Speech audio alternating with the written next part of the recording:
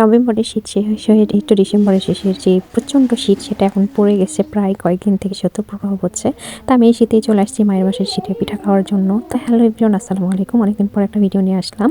তো এই যে এখানে দেখতে পাচ্ছেন আমাদের গাভীর দুধ, খাঁটি গরুর দুধ, এখানে নারকেল পুড়ায় নেওয়া হয়েছে দুটার মতো, তারপর বাদাম ছুলে নেওয়া হয়েছে, আর এখানে কুমির মারবে আম্মু, তাই পানি গরম করতে দেওয়া হয়েছে। তো এই যে এখানে আটার কুমির মারা হচ্ছে, যেহেতু দুধ পুলি পিঠা বানাবে আম্মু, এই জন্য খামির মানা এখানে হচ্ছে, দেখতে পাচ্ছেন।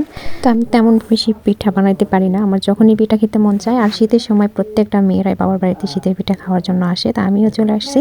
দেখতে পাচ্ছেন এখানে এটা কিন্তু হালুয়া বানানো হবে, যে দুধ পুলি বানানো হবে সেই দুধ পুলির পিঠার মধ্যে দেওয়ার জন্য এখানে আম্মু এই তো হালুয়াটা বানিয়ে নিচ্ছে।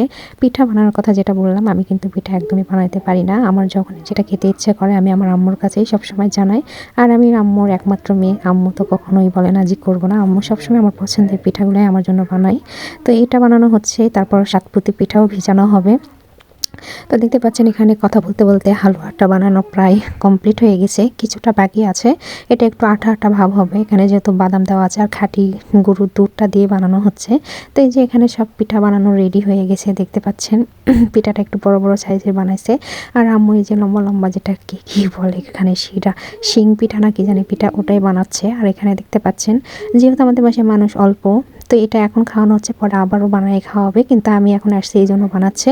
আর কালকে মেয়ের বাবা আসবে জামাইয়ের জন্য, কালকে আরও রান্নার আয়োজন হবে। তো এই যে কথা বলতে বলতে পিঠা হয়ে গেছে, দেখতে পাচ্ছেন। শুধু খাঁটি গরুর দুধে জাল করানো হয়েছে, যেহেতু আমাদের বাসায় গাভী আছে, সে গাভী গরুর দুধ দিয়ে বানানো হয়েছে। দেখতে পাচ্ছেন কতটা মানে দেখতে কালার সুন্দর হয়েছে।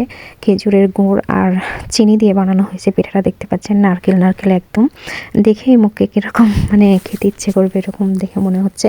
তো এখানে এই যে আরেকটা পাতিলে নেওয়া হচ্ছে, যেহেতু মেয়ের বাবা কালকে সকালে আসবে, মানে এই বাড়ির জামাই কালকে সকালে আসবে, তার জন্য পাতিলে তুলে নেওয়া হচ্ছে, তুলে রাখা হচ্ছে, দেখতে পাচ্ছেন আপনারা।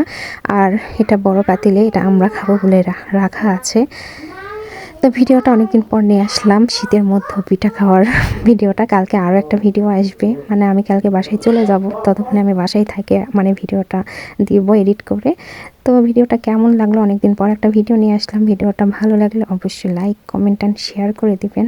আল্লাহ হাফেজ।